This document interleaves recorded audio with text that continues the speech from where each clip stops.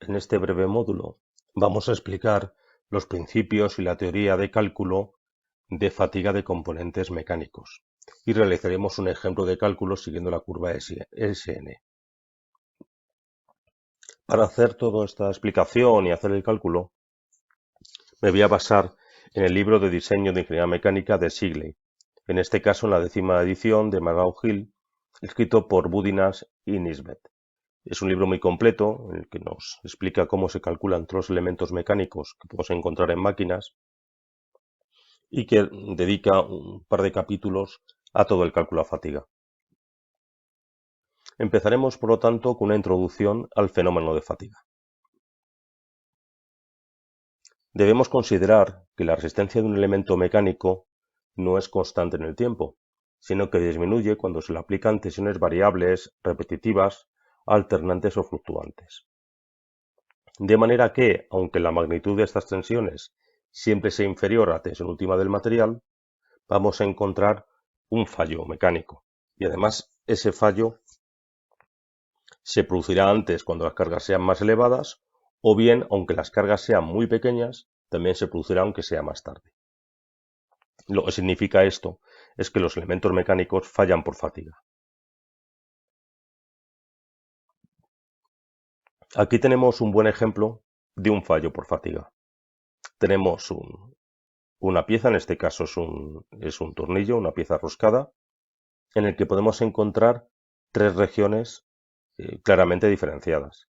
La región A es el punto en el que ha comenzado el fenómeno de fatiga, seguramente debido a alguna irregularidad del material, algún punto débil, algún golpe, un punto de corrosión, que ha provocado que empiece a producirse una grieta. Esa grieta ha ido extendiéndose a lo largo de toda esta región B, que como podemos ver por su aspecto, tiene un aspecto bastante pulido, bastante liso, e incluso a veces se pueden ver, como es este caso, unas líneas concéntricas alrededor del punto de comienzo de la fisura que nos van indicando claramente que ha sido un fallo por fatiga. La última región, la región C, presenta una rotura bastante sucia, con un montón de irregularidades, porque es una rotura, se ha producido de golpe de una vez, mientras que la región B se ha ido debilitando poco a poco con el tiempo, según se ha ido desarrollando el fenómeno de fatiga.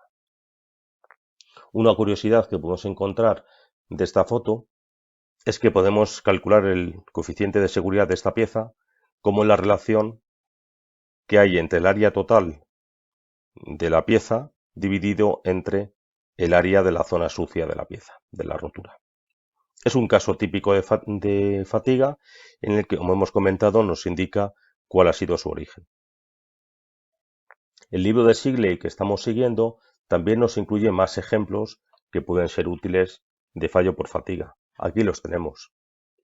Pues fallos producidos por esfuerzos nominales altos o bajos, lo podemos ver ahí perfectamente por el tamaño de la zona sucia de la rotura. Cuanto más pequeña es la zona sucia, significa que los esfuerzos nominales, es decir, los esfuerzos que hemos aplicado sobre la pieza, son más pequeños. En este caso, son más grandes. Y en este caso, y en todos los casos funciona igual. Partiremos de una grieta o de una irregularidad que en todos estos casos está en la superficie y que se ha ido extendiendo poco a poco hasta que ha producido la rotura total de la pieza. Estos modelos que aparecen aquí son los típicos de tensión, de fallo por tensión-compresión. Aquí tenemos más ejemplos de fallos por flexión unidireccional y también podemos ver el mismo fenómeno, como la fisura o la grieta empieza en un punto determinado, se empieza a extender. Aquí ha sido sometido a altas tensiones nominales, en este grupo a bajas tensiones, de ahí que su resistencia sea mayor, su coeficiente de seguridad sea mayor, como podemos ver en este caso. La verdad es que la regla de relacionar las superficies siempre se cumple.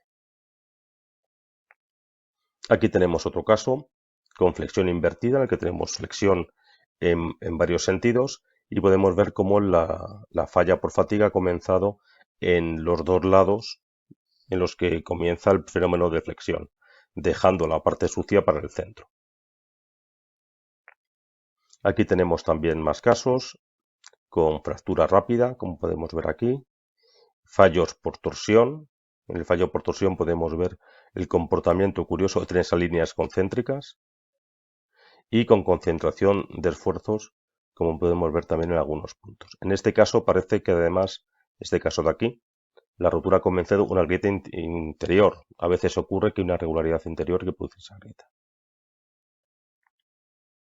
Aquí podemos ver también un par de fotos más relacionadas con los anteriores. Aquí tenemos otra rotura, comenzada a partir de una regularidad B, en este caso parece un chavetero, una regularidad. Y este es un caso muy curioso en el que podemos ver que la parte limpia está en el interior, la parte sucia está por fuera. Y ahí se puede apreciar cómo la rotura ha comenzado a raíz de una grieta interior, que es esta de aquí, que se ha podido producir pues, por un mal acabado del material. La verdad es que el fenómeno de fatiga prácticamente es inevitable, porque en algún momento habrá un punto débil en la pieza, bien por un defecto de fabricación, como puede ser este caso, o bien porque haya recibido algún golpe, es algún punto de corrosión o algún punto en el que el material sea más débil. Por lo tanto, aunque saber dónde comienza nos puede ayudar, tampoco tiene mucho sentido achacar una responsabilidad clara a ese motivo, ya que la pieza hubiera fallado poco después por otro motivo diferente. Hay varias metodologías para hacer el cálculo de fatiga. Uno de los más habituales y quizá el más intuitivo es la utilización de la curva SN y es el que vamos a explicar en este pequeño módulo. La curva SN es bastante intuitiva y bastante fácil de utilizar, aunque es cierto que tampoco, no es el método más exacto. Aún así nos da una buena aproximación a lo que ocurre en la realidad y nos permite estimar duraciones, incluso porcentajes de daño acumulado en una pieza. Aquí tenemos dos versiones de la curva SN, también llamada curva de Wheeler. He puesto estas dos versiones, pues realmente hay varias teorías sobre cómo dibujarla. Y he resumido en estas dos, en la azul y en la roja, los dos casos más extremos, aunque lo podríamos combinar.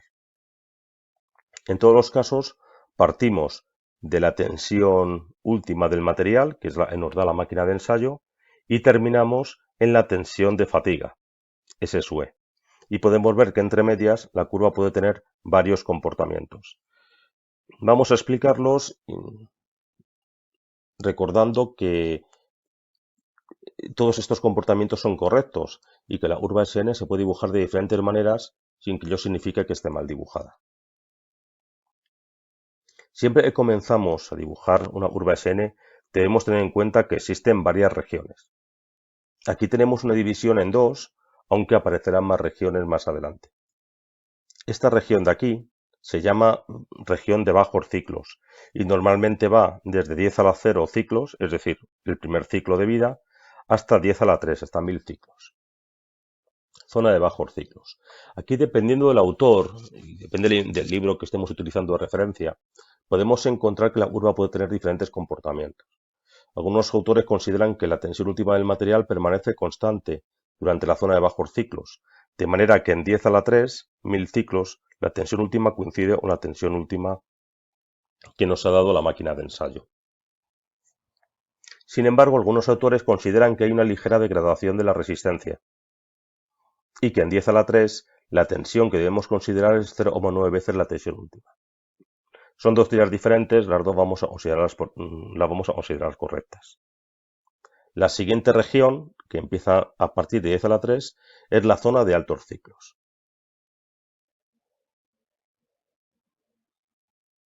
La siguiente división que vamos a hacer es entre la zona de vida infinita y de vida finita. En este caso está marcada la zona de vida finita, que va a comenzar en 10 a la 0, en un ciclo, y que depende del autor, termina en 10 a la 6 o en 10 a la 9, es decir, en 1.000.000 de ciclos o en 1.000 millones de ciclos.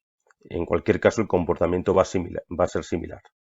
En esta zona de vida finita vamos a ver que la tensión del material va a ir disminuyendo desde 10 a la 3 hasta el valor que consideramos de vida infinita y va a seguir una función que, aunque está dibujada de forma lineal, debido a que esto es una escala logarítmica, realmente el comportamiento que tiene es esta función potencial, en el que la tensión del material S es igual a una constante A por el número de ciclos elevado a una constante B, siendo A y B dos constantes que dependen exactamente del material y de las condiciones de trabajo.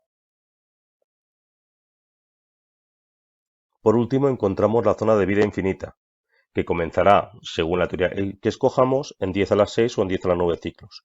Y en ella la tensión de trabajo será la tensión de fatiga S sub E, que como podemos ver ya permanece constante en el tiempo. Es decir, que vamos a considerar que a partir de este número de ciclos la tensión ya no varía y permanece constante. Por supuesto, si estamos aplicando cargas por debajo de esta tensión, consideraremos que la duración de la pieza es infinita. A modo de resumen, podemos encontrar aquí los diferentes valores que vamos a ir considerando para el cálculo de vida infinita. De modo genérico vamos a considerar un valor de referencia, S sub E' o tensión de fatiga prima, en el que el valor es 0,5 veces la tensión última del material, siempre y cuando el valor de la tensión última sea inferior a 1400 megapascales, que es equivalente a 200 kilopsi. Bien, este es un valor que nos dará el fabricante del material y nos puede servir para fijar este valor de vida infinita. En el caso de aceros de alta resistencia, en el que la tensión última sea superior a 1400 megapascales o 200 kilopsi, vamos a limitar la tensión de fatiga a 700 megapascales o 1000 kilopsi, es decir, a la mitad de este límite. Fíjense que esto es una tensión de fatiga prima, no la real. Para calcular la real habrá que introducir otros factores, como son el tipo de material, el proceso de fabricación, las condiciones de trabajo y el diseño de la pieza. Comenzamos este segundo vídeo del módulo de fatiga explicando la ecuación de Marin. Finalizamos el vídeo anterior comentando la tensión de fatiga S sub E' se calcula como 0,5 veces la tensión última del material, con unos topes máximos cuando la tensión última superaba 1400 megapascales o 200 kilopsi. También habíamos adelantado que había que considerar otros factores que podían afectar al valor de esa tensión de fatiga. De acuerdo a la ecuación de Marin, los factores que debemos considerar son estos: K sub A o factor de superficie, K sub B factor de tamaño, K sub C factor de tipo de carga, K sub D factor de temperatura, K sub E factor de fiabilidad y K sub F factor de efectos varios. La utilización de estos factores K es bastante útil, pero hay que reconocer que son muy discutibles, ya que se han obtenido de forma experimental y no hay una base teórica fuerte que los sostenga. Aún así, los utilizamos habitualmente y tienen un funcionamiento bastante efectivo. Vamos a ver entonces en qué consiste cada uno de estos factores y cómo se calculan en un caso real. El primero que vamos a encontrar es el factor de superficie, K sub A. Deducir este factor es bastante sencillo. Se parte de la teoría de que el acabado superficial de una pieza tiene un impacto muy fuerte en su duración, ya que puede ser una fuente de grietas que provocan fallas de fatiga. Además, en los casos de flexión y torsión, las tensiones son superiores en la superficie, por lo cual es especialmente importante tener en cuenta este parámetro. De acuerdo a los experimentos de Marin, el factor de superficie es función de la tensión última. Por lo tanto, va a depender de ese valor. Aquí tenemos la fórmula genérica en la que nos indica que K sub A es igual a una constante A por la tensión última del material elevado a una constante B. Las constantes A y B, como podemos ver aquí, dependen del acabado superficial. Si es un acabado por esmerilado, por mecanizado o laminado en frío, laminado en caliente o forja. Y podemos ver que en función de las unidades, kilopsi o megapascales, debemos utilizar un tipo de factor A y un exponente B que es adimensional, por lo tanto no depende del tipo de unidad que estemos utilizando. Así, por ejemplo, si estamos trabajando un acero laminado en caliente, calcularemos K sub A como 57,7 por la tensión última en megapascales elevado a menos 0,718. Si sin embargo estamos utilizando sistema imperial, sería entonces 14,4 por la tensión última en kilopsi elevado otra vez a menos 0,718. El cálculo, como se puede ver, es sencillo. Lo único que debemos tener a mano es la tabla que nos dé el valor de las constantes.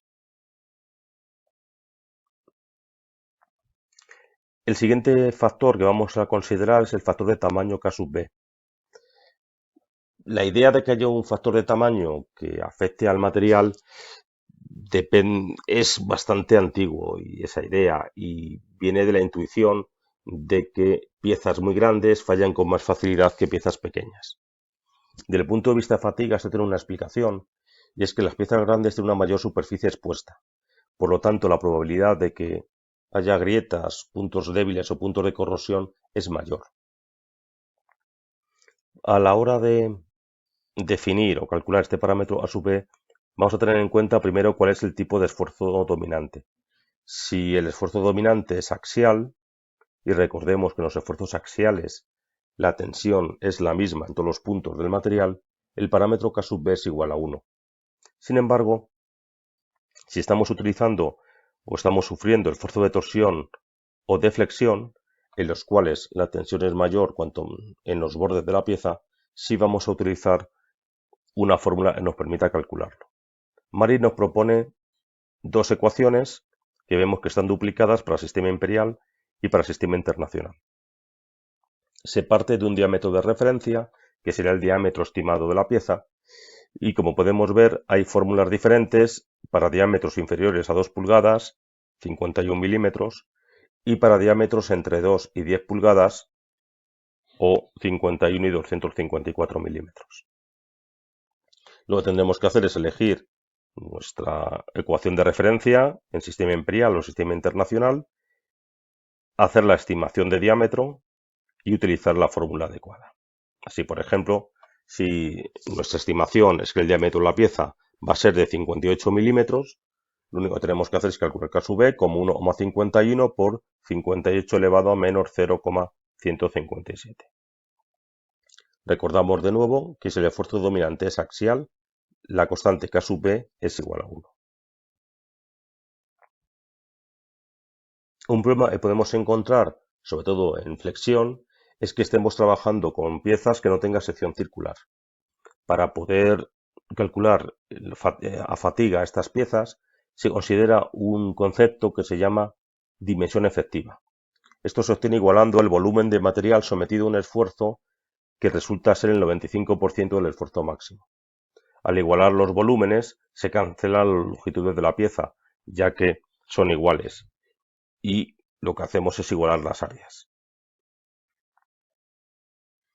Como podemos ver en esta ecuación, en el caso de una sección redonda rotativa, el área del 95% de esfuerzo lo forma un anillo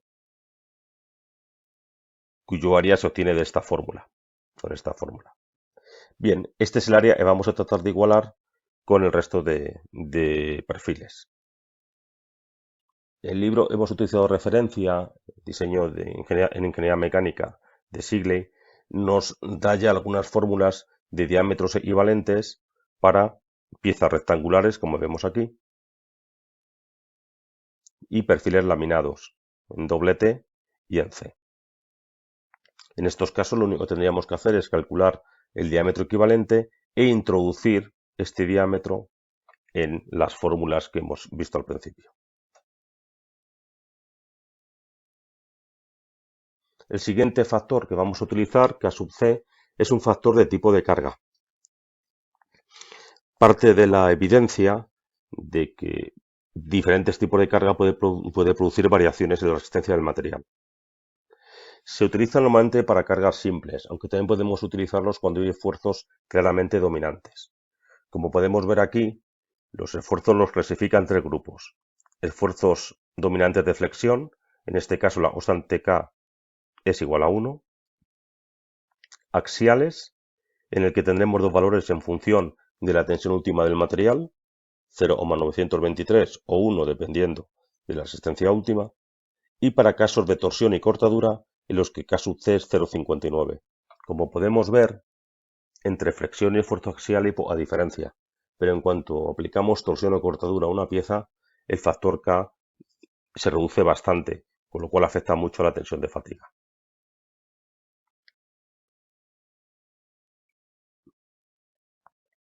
El siguiente parámetro que vamos a utilizar, o siguiente factor, será el factor de temperatura, K sub D, que se calcula relacionando la temperatura de la pieza y la temperatura exterior. Aquí podemos ver los valores de K sub D obtenidos de forma experimental para diferentes temperaturas de trabajo, tanto en sistema internacional como en sistema imperial.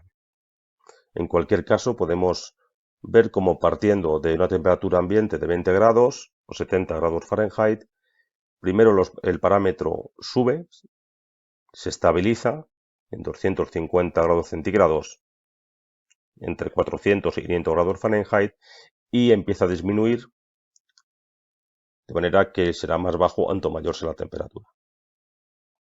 Como se puede ver en este caso de K sub D, podemos encontrar valores en los que el factor es superior a 1. Aquí también podemos elegir dos teorías. Hay ingenieros que confían ciegamente en la ecuación de Marin y aplican directamente el parámetro que aparece en la lista, y otros que por prudencia consideran que un parámetro K nunca debe ser superior a 1. Por lo tanto, en los casos en los que supera ese valor, como es esta zona de aquí o esta zona de aquí, aplican directamente el factor 1. En cualquier caso, el cálculo estará correcto. El siguiente parámetro que vamos a utilizar, el siguiente factor, K sub E, es un factor de fiabilidad. Realmente es un coeficiente de seguridad que vamos a incluir en el cálculo y que veremos que nos va a ayudar a estar seguros del resultado. Se obtiene a partir del valor de fiabilidad que queremos para nuestro cálculo. Para un 50% de fiabilidad el factor es 1, pero si queremos valores más altos, 90, 95, 99, vemos como el parámetro va disminuyendo. Incluso si queremos más seguridad, 99 o 99, 3 nueves, 4 nueves, vemos que los factores K son bastante bajos. Aquí es importante indicar que nunca vamos a tener una fiabilidad del 100%. Por lo tanto, no merece la pena que nos vayamos a fiabilidades tan altas como estas. Normalmente vamos a trabajar entre 90 y 99% de fiabilidad, que son unos factores importantes, pero no son demasiado pequeños. Podemos ver cómo aumentar un poquito la fiabilidad a partir de 99 nos va a hacer disminuir mucho el valor de este parámetro. Nos queda un factor por ver, que es K sub F, el factor de efectos varios. Es verdad que Marin ya no nos da valores, pero nos pide que estimemos un nuevo factor que dependa de estos efectos varios que pueden reducir la vida-fatiga de una pieza. Los efectos son la corrosión, los recubrimientos electrolíticos, el metalizado por aspersión, frecuencias cíclicas de carga y la probabilidad de presencia de corrosión por frotamiento.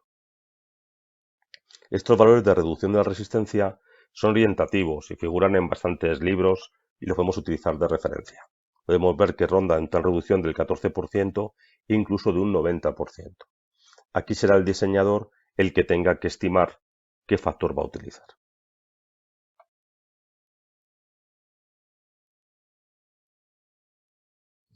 Este tercer vídeo del módulo de fatiga comienza explicando la concentración de esfuerzos.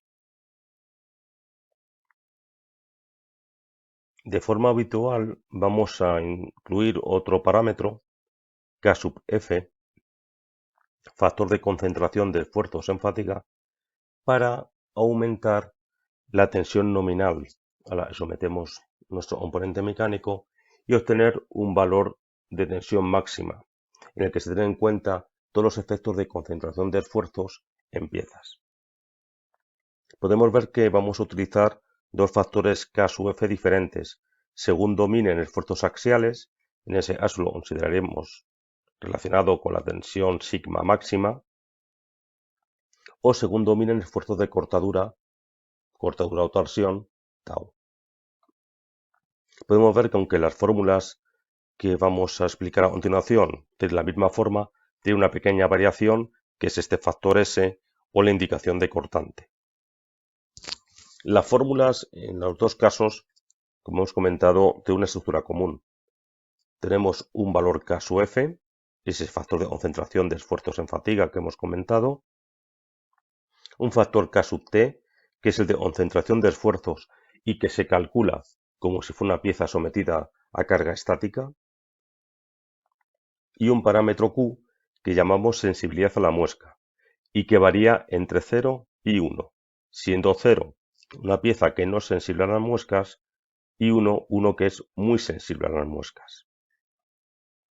De manera que si Q vale 0, K sub F vale 1, y si Q vale 1, K sub F es igual a K sub T.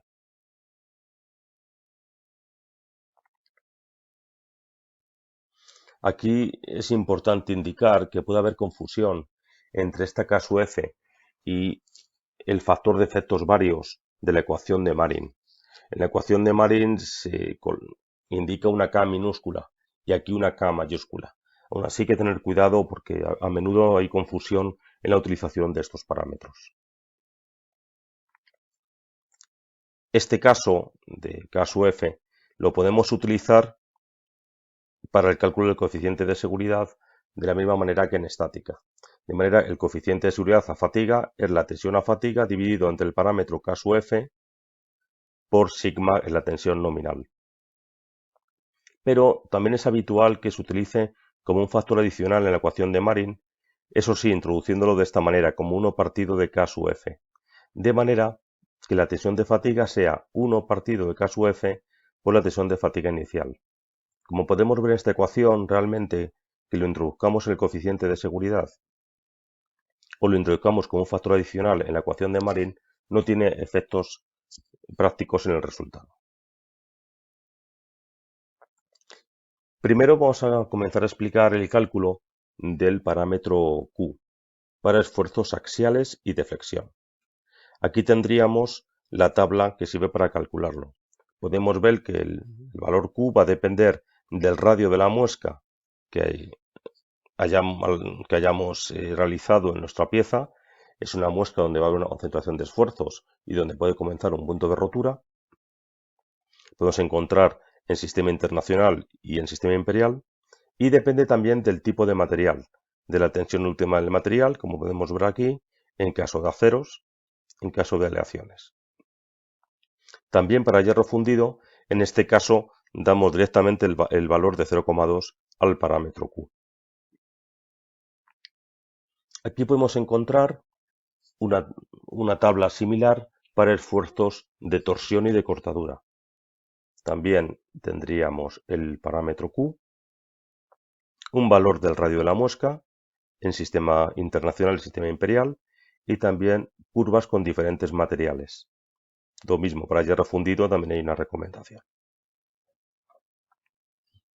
Una vez que hemos obtenido el parámetro Q, lo guardamos para introducirlo en la fórmula y pasaremos a buscar el valor del parámetro Q sub T o Q sub TS, como vemos aquí, si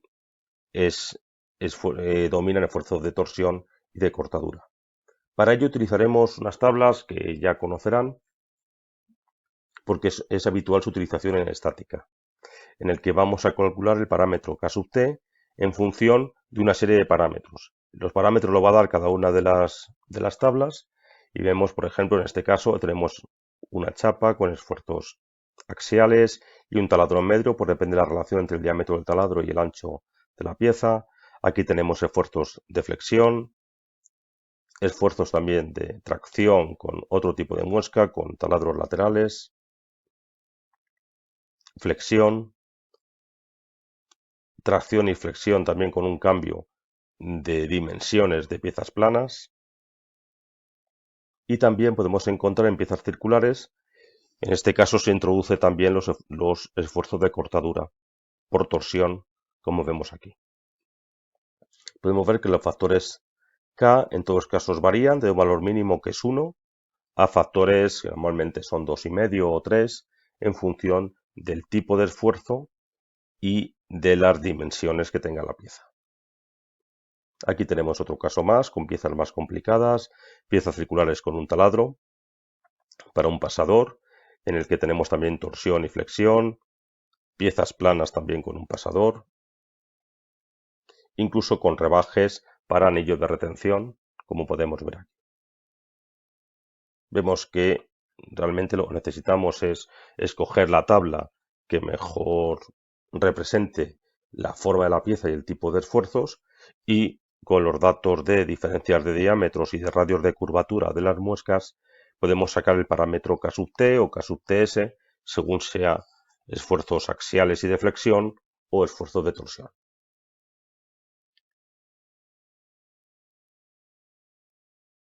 En este vídeo también vamos a comentar el concepto de daño acumulado, que es importante para poder hacer una estimación de la vida remanente que tienen las piezas. Para ello vamos a utilizar la regla de Palmgren-Meiner. La utilización de esta regla se debe a esta pregunta, a la necesidad de estimar el daño acumulado por un componente a lo largo de una serie de ciclos. Aunque no sepamos cuál es el daño que una pieza ha sufrido, sí podemos estimar que depende de estos parámetros: del número de ciclos que ha sufrido la pieza, de la intensidad de cada uno de los ciclos que ha sufrido y de la relación del número de ciclos real que ha sufrido respecto del número de ciclos admisible que soporta la pieza. La verdad es que la regla de Palmgren-Meiner es bastante intuitiva, aunque también nos genera dudas sobre su fiabilidad. Aquí tenemos un ejemplo de esta regla y nos va a servir para explicar cómo funciona. Aquí tenemos una curva SN dibujada con la tensión última en la zona de bajos ciclos, la zona de altos ciclos con la caída de la tensión y la zona de vida infinita. Y en este caso lo hemos sometido a dos tensiones diferentes, S1 durante un número de ciclos N1 y una tensión S2 durante un número de ciclos N2. La fórmula de daño acumulado nos dice que este daño es el sumatorio de la relación entre el número de ciclos que hemos sometido a cada una de las tensiones dividido entre el número de ciclos total o máximo que soportaría con ese nivel de tensión. Así, por ejemplo, con la tensión S1, su número de ciclos máximo sería n mayúscula 1, pero solo ha sufrido la n minúscula 1. Lo mismo también con la carga 2 o con la tensión 2. De acuerdo a esta fórmula, el daño acumulado sería n1 dividido entre mayúscula 1 más n2 dividido entre n mayúscula 2. Es importante comprobar que el valor sea inferior a 1, ya que si alcanza el valor de 1, la pieza ya habrá consumido toda su vida útil.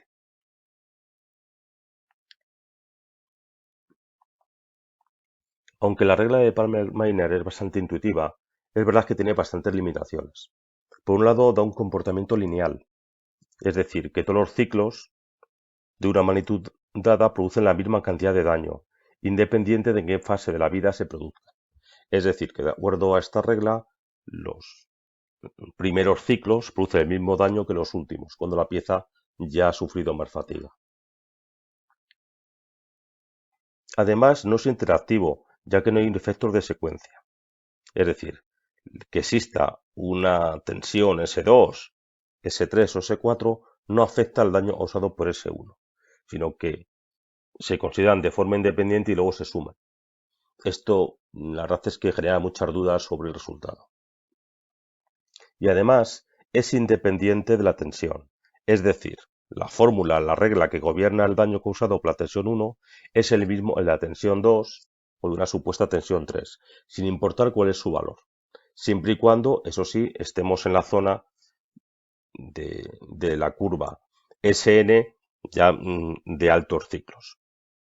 Es decir, que según esta regla, una tensión de 400 megapascales produciría el mismo daño y seguiría la misma regla que una de 50 megapascales, lo cual no parece muy intuitivo. Aún así, a pesar de estas limitaciones, esta regla, la verdad es que es práctica, es muy intuitiva de utilizar y nos permite hacer buenas estimaciones, sobre todo de la vida remanente que le queda a un componente mecánico. En este cuarto vídeo del módulo de fatiga vamos a hacer un ejemplo de cálculo de la curva SN. Vamos a partir de estos datos iniciales, vamos a hacer el cálculo para una pieza de acero A36 que presenta una tensión última de rotura de 400 megapascales. Esta pieza está mecanizada en fría, tiene un diámetro estimado de 26 milímetros y la carga dominante la de torsión. La temperatura de trabajo estimada es 60 grados y el cliente nos exige una fiabilidad del 95%. Dada la aplicación de la pieza, sufre un alto riesgo de corrosión por frotamiento y además presenta un rebaje para colocar un anillo de retención a 22 milímetros con un radio de transición 2 milímetros. Como hipótesis de cálculo vamos a considerar que la vida infinita comienza a partir de 10 a la 9 ciclos y que en la zona de bajos ciclos hay una reducción de la carga o de la tensión admisible a 0,9 veces la tensión última. Por lo tanto, los datos que vamos a encontrar es que para 10 a la 0, un ciclo, la tensión última es 400 megapascales, para 10 a la 3, 1000 ciclos es de 360 megapascales y para 10 a la 9 es 0,5 la tensión última, es decir, 200 por la colección de parámetros CAS que vamos a ir calculando. Comenzamos con el factor CASUA. Hemos comentado que es una pieza mecanizada en fría. Por lo tanto, partimos de la tabla y podemos ver para mecanizado laminado en frío, en megapascales, el factor A es 4,51 y el exponente B es menos 0,265, con lo cual obtenemos un parámetro CASUA de 0,922. Es una pieza circular con un diámetro estimado de 26 milímetros, con lo cual utilizaremos también las fórmulas de la ecuación de Marin. Aquí tenemos las fórmulas para el sistema imperial, para el sistema internacional. 26 milímetros entra dentro de este intervalo, por lo tanto aplicamos la ecuación que aparece aquí y obtenemos un K sub P de 0,875. Para K sub C vamos a estimar cuál es la carga dominante. En este caso es torsión, por lo cual leemos directamente de la lista cuál es el parámetro K sub C a utilizar. En este caso 0,59. Continuamos con el parámetro de temperatura, K sub D. La temperatura de trabajo estimada es de 60 grados, es decir, que está entre 50 y 100, muy próximo a 50, y vemos que el parámetro es 1,01. De todas formas, vamos a ser prudentes en este caso y vamos a seguir la regla que nos dice que en caso de que un parámetro K sea superior a 1, apliquemos el factor 1. En este caso, K sub D, por lo tanto, es igual a 1. Continuamos con el parámetro de fiabilidad. El cliente nos exige una fiabilidad del 95%. Por lo tanto, leemos directamente en la tabla que por el 95% el parámetro K sub E es 0,868. Y finalizamos con el factor de efectos varios K sub F. Pensamos que hay un alto riesgo de corrosión por frotamiento y, dado nuestra experiencia en otras piezas, consideramos que el parámetro es 0,65. Así que ahora podemos calcular todos los parámetros que necesitamos para dibujar nuestra curva. Para 10 a la 0 ciclos el valor es 400, para 10 a la 3 el valor es 360 y para 10 a la 9 el valor de la tensión de fatiga es 53,71 megapascales, que es el resultado de multiplicar 0,5 veces la tensión última y por todos los parámetros que hemos recogido. Aquí tendríamos nuestra curva SN. Partimos de 400, disminuimos a 360 de forma lineal y luego una ecuación potencial bajaría hasta 53,71 en el cual se estabilizaría. La zona de la ecuación potencial también la hemos calculado, se calcula a mano como una ecuación logarítmica y en esta zona el valor S es 944,06 por número de ciclos elevado a menos 0,138. Es importante que guardemos este valor. Además, vamos a calcular el parámetro K sub F de concentración de esfuerzos. Y nos dan como dato que el diámetro de la pieza es 26 milímetros, aunque se estima que habrá un rebaje a 22 con un radio de transición de 2 milímetros. Al estar sometido a torsión, este sería el esquema de la pieza y vemos que los datos de entrada sería la relación entre el radio de la transición y el diámetro más pequeño. Lo tenemos aquí, que aproximadamente será 0,08 más o menos, 0,09, y la relación entre diámetro mayor y el diámetro menor, que estará pues entre 1,1 aproximadamente. Podemos ver entonces el valor y sacamos un valor de K sub T para torsión, por lo tanto A sub TS de 1,44. A continuación vamos a calcular el parámetro Q. Como es torsión, cogeremos el Q sub S y en función del material y del tamaño de la muesca. En este caso la muesca tiene un radio de 2 milímetros y ahí podemos ver también perfectamente en función del acero, es un acero templado el que hemos cogido, un templado y estirado, el parámetro que es aproximadamente 0,97. Aplicamos la fórmula, K sub F es 1 más 0,97 por la K sub T menos 1 y obtenemos un parámetro de 1,427. Este será el parámetro K sub F que podemos introducir de dos maneras. Bien multiplicando la tensión nominal antes de compararlo con la gráfica SN o bien coger el valor de la tensión y multiplicarlo por 1 partido de 1,427 para reducir su valor. En general, en este ejercicio vamos a coger la primera opción. Una vez que hemos calculado la curva SN, vamos a hacer unas estimaciones. Vamos a calcular la tensión máxima admisible con un coeficiente de seguridad de 2 para una duración de 1.000.000 de ciclos. Vamos a calcular la duración estimada con un coeficiente de seguridad de 3 por una tensión de 65, nominal de 65 megapascales. Y por último vamos a calcular el daño acumulado para unas secuencias de ciclos y cargas, como vemos aquí, sin considerar coeficientes de seguridad. Comenzamos entonces con la tensión máxima admisible para un coeficiente de seguridad de 2 que nos permita una duración de 1.000.000 de ciclos. Partimos de la curva SN que hemos dibujado y lo que vamos a hacer es introducir directamente el valor n 10 a la 6, lo podemos hacer gráficamente, pero lo correcto sería aplicarlo en esta ecuación, introducir 10 a la 6 como valor n y calculamos el valor de s. En este caso nos sale 140,28 megapascales, porque estamos trabajando en sistema internacional. A continuación, vamos a relacionar la ecuación, la tensión S con el sigma nominal, el parámetro K sub F que hemos obtenido antes y el coeficiente de seguridad. Operando los valores que tenemos, nos sale que la tensión nominal sigma es 49,15 megapascales. Es decir, con 49,15 megapascales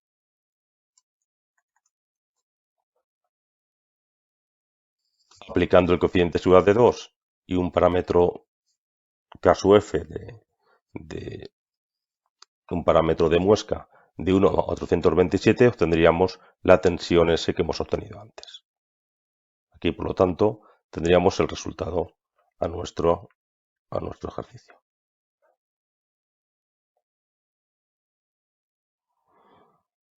El segundo ejercicio que vamos a calcular es la duración estimada con un coeficiente de seguridad de 3, pero una tensión nominal de 65 megapascales. Entonces vamos a calcular primero cuál será la tensión S que tenemos que introducir en el gráfico. La fórmula es igual que la anterior, solo despejando.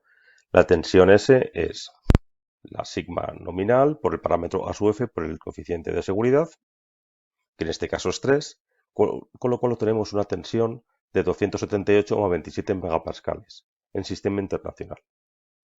A continuación, buscamos en nuestra tabla, en nuestra curva SN, introducimos el parámetro 278 de forma gráfica, aunque lo correcto sería introducirlo, como vemos aquí, en la ecuación, y despejando el número de ciclos obtenemos que la duración será 6.989,5 ciclos, aproximadamente 7.000 ciclos, con un 95% de seguridad. ¿Por qué un 95? Porque es el parámetro K-E que hemos utilizado antes para calcular esta curva.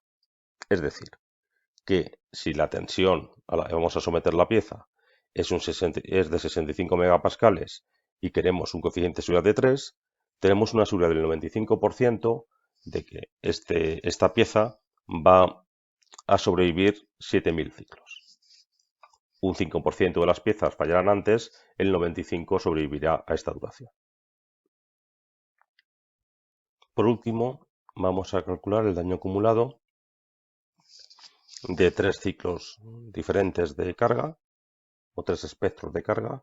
El primer espectro presenta 8.000 ciclos a 60 megapascales, el segundo espectro 70.000 ciclos a 120 megapascales y el último espectro 4.000 ciclos a 180 megapascales. En todos ellos nos vamos a considerar coeficiente de seguridad. El primer paso que vamos a hacer es calcular la tensión máxima que vamos a sufrir en cada uno de los espectros, partiendo de la tensión nominal, del parámetro K-Fs que hemos calculado antes y del coeficiente de seguridad que hemos comentado, en este caso es 1. Así, las tensiones serán de 256,86, 171,24 y 85,62 megapascales respectivamente.